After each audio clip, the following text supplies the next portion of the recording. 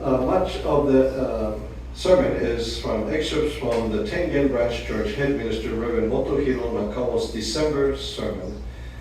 Tengen is our directly connected church in Japan.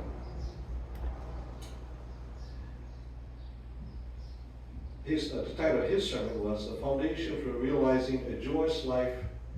Realizing a joyous life lies in each individual's transformation of their inner disposition.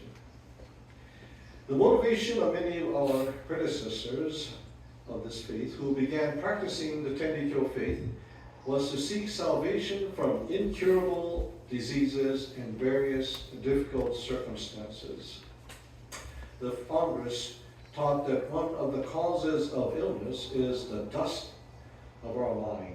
In the Furusaki we read, indicating no one in the world in particular, I say to you, dust in the mind causes disorders of the body. In other words, she taught that the abnormalities in the body appear due to the dust of the mind. Of course, in Tenrikyo, the dust of the mind is our self-centered thinking, such as our covetousness, miserliness, anger, self-love, hatred, holding grudges or resentments, greed and arrogance. These are the dust of the mind. The dust in a room or entryway can be cleaned by sweeping or wiping. Similarly, the dust of the mind can also be cleaned through spiritual cleansing, resulting in a clear and pure state of mind. And therefore, Oya-sama taught that the way to cleanse the mind of impurities was to perform the service of sweeping our minds of evil and express gratitude to God. So that's the meaning of sweep away all evils. Oya-sama taught the following in Mikagurota Song 4, verse 9. Here is paradise on this earth. I too wish to go quickly to worship. This tells us that the paradise exists in this world. However, in reality, many people are forced to live lives like hell. Oya-sama taught that the root cause of such hellish lives is negative innen, or karma, and that by changing this negative innen in this world, we can experience the state of paradise in this world. Therefore, in order to change one innen and destiny, one must first know one's true self. Knowing your true self means knowing your destiny and becoming aware of our innen. Knowing your true self, that is, becoming aware of your innen, begins with reflecting on your past and then looking back at your ancestors. And then by exploring what resonates with your heart, you can get a general understanding of your innen. Well, I haven't written it, but I was just thinking of my own innen, and I have a tendency to have a short temper. So I think my karma is having a short temper. Therefore, your true self is not just your current self. Human life is not limited to just one generation. Life has a past, a previous life, and even a life before that. In other words, we repeat the cycle of birth and rebirth, and life continues uninterrupted. When we die, the human body disappears. In other words, we return our body to God. However, our soul does not perish it. It borrows a new body from God the Parent and is reborn in this world. This is what we call reincarnation, which is the view of life and death in Tenrikyo. In life, there is yesterday, there is today. We don't know what tomorrow will bring, but we believe that there will be a tomorrow. Similarly, there was last year, there is this year, and there will be next year. Furthermore, there was a past life, there is this life, and there will be a future life. However, in this life, yesterday, today, and tomorrow, and last year, this year, and next year, are all connected by life and our conscious mind. But when it comes to past lives and future lives, both life and conscious mind are temporarily cut off when we pass away. However, only the soul remains connected. The soul does not cease to exist, but continues to live on continuously. When reborn into this life, there is no memory of the past lives. Very rarely, there seem to be people who retain memories of their past lives, but in most cases, the memories are blocked. However, the soul unconsciously retains all the records, not only of past lives, but also of many generations before. And these records contain both good and bad deeds as a human being. It means that our present selves exist upon the history of life recorded in those souls. And through those records, good in them and bad in them manifest themselves. In other words, we in the present are unconsciously influenced by the accumulation of past in them possessing a certain tendency, and our current selves exist upon the kindness and actions accumulated over many generations in the past. Therefore, our lives as they are now are equally influenced by past in them, and further, our current thoughts and actions are shaping our future. Generally, it is said that birds of a feather flock together. In the same way, individuals with similar in them naturally gather together. For example, butterflies gather around beautiful flowers. Silver fly gather around foul-smelling filth. In other words, similar things gather together because of the aura they emit. This is what is taught as in-them, or karma.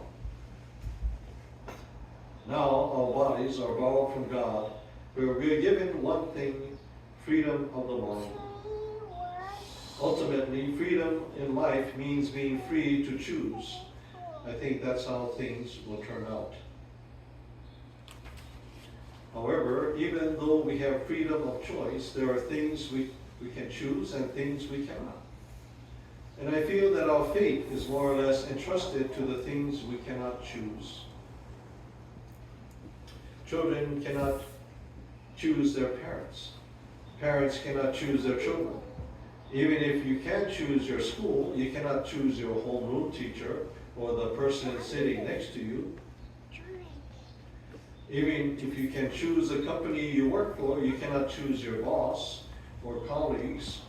Even if you think you've carefully chosen your marriage partner, things you didn't know about them will eventually inevitably come to light later. This world of unavoidable circumstances is what is called fate. Furthermore, these circumstances, manifest themselves in each person's mental habits and disposition, and among these are both good and bad habits and dispositions. This is the most important point in the Tenrikyo faith. In the divine directions we read, in them is the path of the mind. In other words, the workings of the heart and its habits and dispositions are one aspect of these circumstances. In the Fuddhasaki it says, I bring you together according to the causality of your previous lives and protect you. This settles the matter for all time. Husbands and wives are bound together by the in-end of their previous lives, and even when they choose each other from the perspective of in-end, it means that those with the same in-end are drawn together to become a couple. Looking around the world, while the marriage rate is said to be declining, the divorce rate is increasing. generally speaking, easily severing the precious bond of marriage simply because of superficial differences in thinking without considering the underlying karmic connections of the soul will certainly not have a positive impact on one's future destiny. Therefore, it is important to be aware that couples, parents, and children are and relatives are bound together by karmic connections from their past lives. And with this awareness, mutual respect and understanding, and how one manages their own emotions will determine whether their future destiny moves in a positive direction. Oya-sama taught the path to changing one's innen and showed us the way to change our destiny for the better. Practicing the Tenrikyo faith is also referred to as walking the path. But this faith is not simply about asking God for salvation. Salvation is not achieved merely by praying to God for help. If we want to be saved, that is, if we want to improve our destiny, we must cultivate the heart that helps others. This is the concept of salvation taught by Oya-sama. By helping others, we will be saved. The essence of our faith lies in changing our innen, or karma. This can be described as a process of rewriting the records of our soul. I've also taken a lecture by Reverend Hisanori Kontani, who is a former Grand Church head minister of Shikito Grand Church, which Hisane-san belongs to. And he has long passed by, but he has many examples of his salvation work, even from a high position as a Grand Church head minister. He said, I've been told that if you can clear the dust from your mind, your heart will become brighter, and you will receive protection from within. But if you can become aware of your innen, you'll be able to keep your heart bright, even in times of serious illnesses or circumstances. He goes on to say, when I visited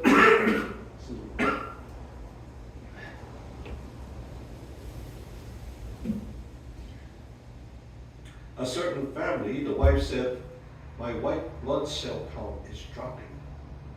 When the white blood count that kills germs in my body is low, even catching a cold can be life-threatening. So the doctor advised me not to go outside. Why do I have to suffer from such a disease?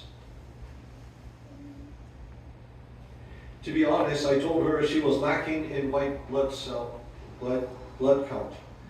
That's because you're always lacking something. You don't know how to be happy enough. She replies, how can I be happy? It's not just me that's sick. My husband has kidney disease and has been in the hospital at a time when I'm suffering from this disease. I said, the reason you can't be happy is because you have no awareness of your innen. If you're aware of your innen, you'll be happy no matter how big or small the troubles. Being aware of your innen means realizing that you probably planted a very bad seed in a previous life, and now you're receiving the result of that seed. However, the result is such that God made a big disaster a smaller misfortune.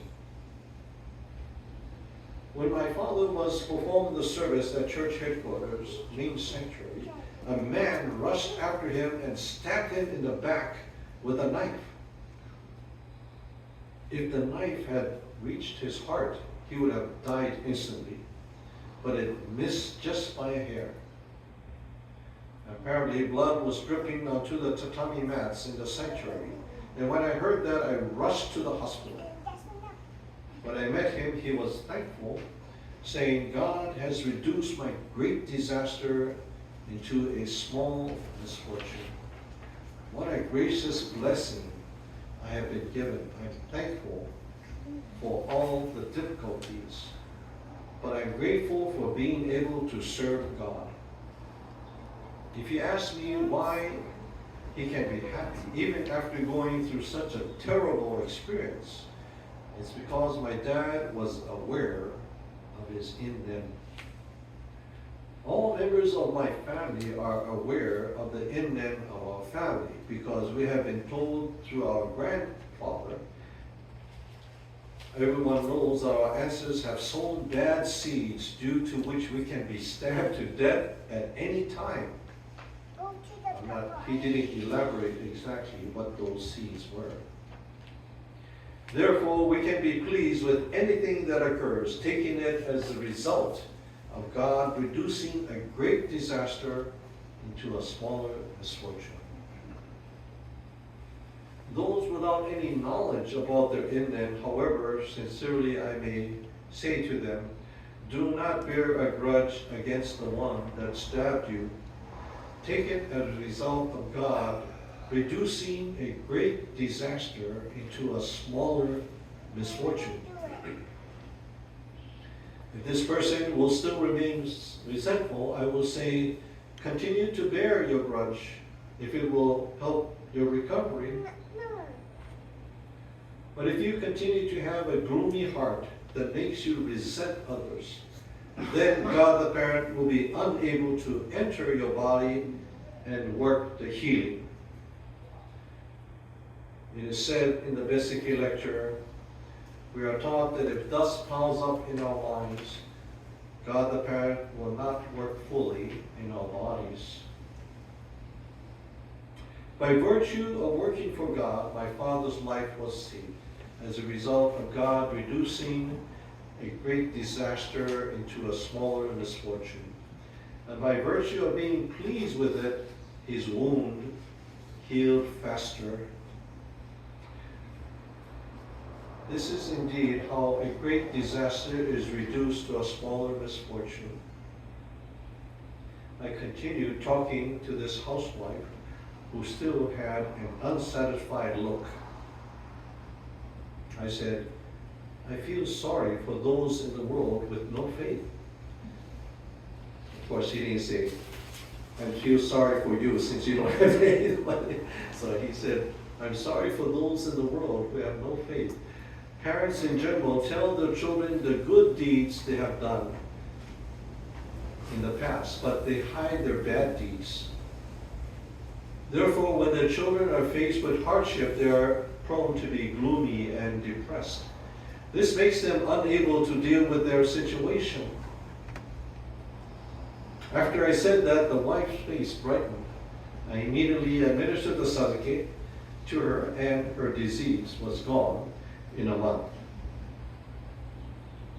I hope that what I have discussed here today will serve as a reference for all of you in guiding your lives and destinies in a positive direction. Let's endeavor to sweep away our mental dust of miserliness, covetousness, self-love, anger, hatred, grudge-bearing, greed, and arrogance, and find the joy in helping others. In this way, we can transform our bad in them into a good one and live happily as one family. Thank you very much. Let's give our thanks to God.